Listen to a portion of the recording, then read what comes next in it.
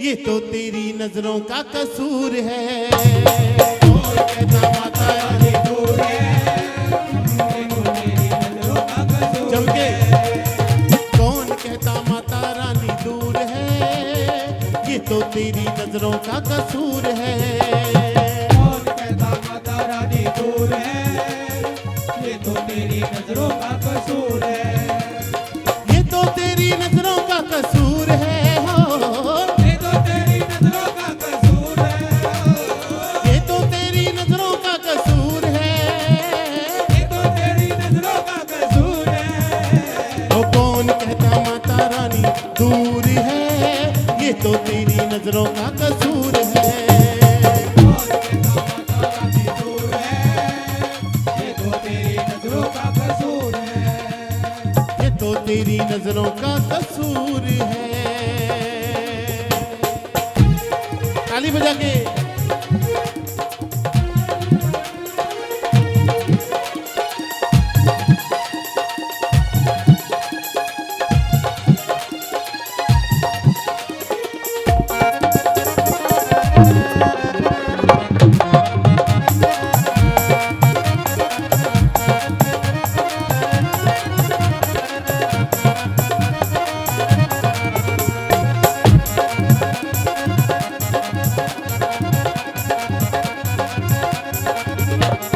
जानू ने बुलाया माँ दौड़ी चली आई।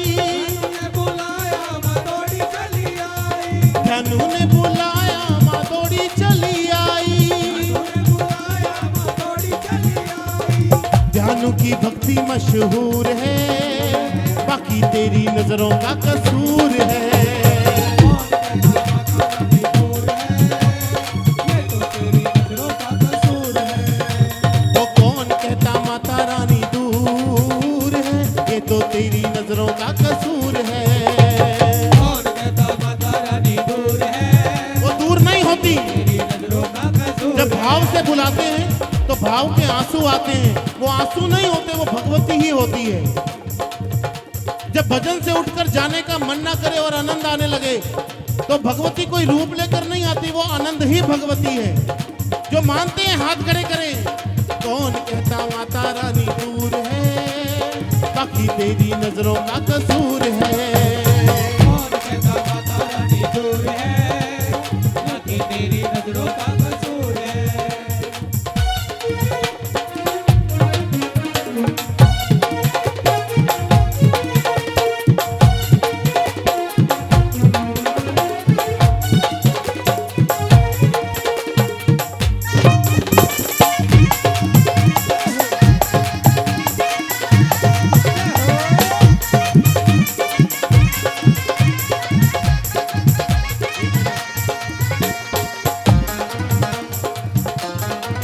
अच्छा ठीक है समझ ली। 11 बजे श्रीधर ने बुलाया माँ वैष्णो धाम बनाया। ने बुलाया मैं वैष्णो धाम बनाया। वैष्णो माई का धाम। भक्त श्रीधर अनजान था माँ के रूप से कि माँ कौन है। माँ की भक्ति करता था पर देखा नहीं था कभी, माँ को सुना नहीं था कभी माँ के बारे में। श्रीधर की भक्ति देखो। माता वैष्णो ने अपने सेवक हनुमान जी को भेजा कि जाओ भेष बदल कर जाओ और मेरे रूप का वर्णन करो श्रीधर को। तब श्रीधर को ज्ञान हुआ, तब उसने मां का तप किया। श्रीधर ने बुलाया और वैष्णो धाम बनाया। श्रीधर ने बुलाया मैं वैष्णो धाम बनाया। श्रीधर ने बुलाया मां वैष्णो धाम बनाया। श्रीधर ने बुलाया मैं वैष्णो धाम बनाया। श्रीधर का तप मशहूर है, बाकी तेरी नजरों का कसूर है। कौन कहता माता रानी दूर है, ये तो तेरी नजरों का कसूर है।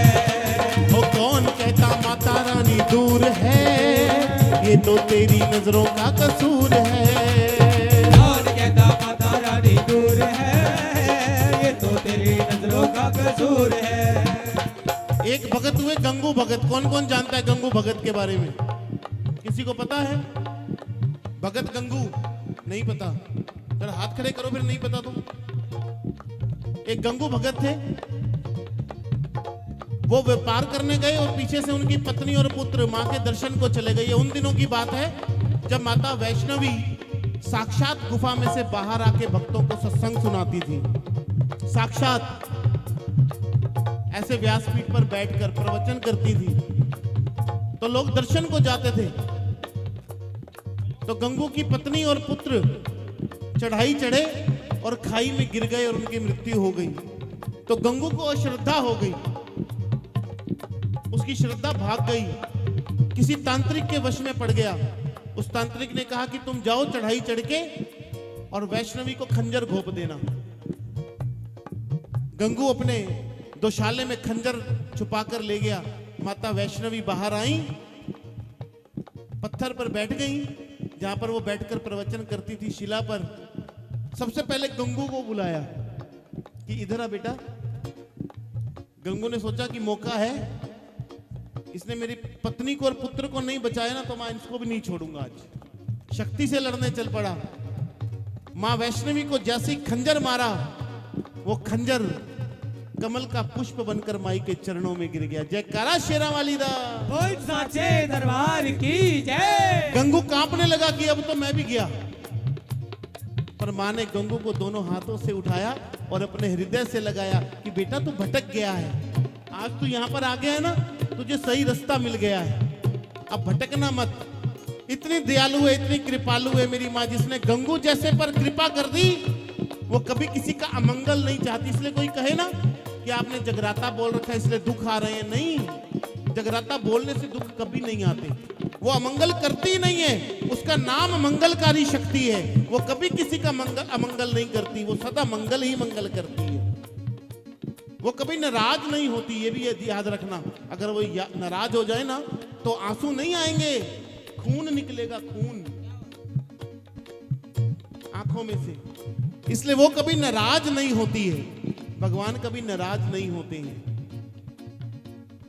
गंगू ने बुलाया और माँ को आजमाया, गंगू ने बुलाया और माँ को आजमाया, गंगू ने बुलाया और माँ को आजमाया, गंगू ने बुलाया और माँ को आजमाया। गंगू का प्रेम मशहूर है, बाकी तेरी नजरों का कसूर है। कौन कहता माता रानी दूर है, ये तो तेरी नजरों का कसूर है। अब मैं आ जाऊं आपके बीच में, बिठा लोगे या मैं खड़ा हूं तो आप सब खड़े हो जाएंगे। नंदलाल ने बुलाया और धड़ से शीश मिलाया, ने बुलाया और धड़ से शीश मिलाया, नंदलाल ने बुलाया और धड़ से शीश मिलाया। नंदलाल ने बुलाया और धड़ से शीश मिलाया। नंदलाल का बलिदान मशहूर है, बाकी तेरी नजरों का कसूर है। कौन कहता माता रानी दूर है, ये तो तेरी नजरों का कसूर है। तो जोर से बोलो, आवाज नहीं आई, जय माता दी, अभी रोटी नहीं खाई, जय माता दी। इसलिए आवाज नहीं आ रही। कौन कहता माता रानी दूर है, ये तो तेरी नजरों का, आप बोलो कौन कहता माता रानी, दूर है, ओ कौन कहता माता रानी, ये तो तेरी नजरों का कसूर माता रानी ये तो तेरी नजरों का कसूर है। दूर है, ये तो तेरी, ओ जोर से बोलो, माता दी, मेरी माँ भोली जय माता दी, भरती है झोली, जय माता दी, माँ आ जाएगी, दर्शन खा जाएगी, माँ अम्बे रानी, माँ जग कल्याणी, माँ अम्बे रानी, माँ आदि भवानी, माँ कालिका रानी, माँ झंडिया वाली, झोली भर देती, गद्दे वाली,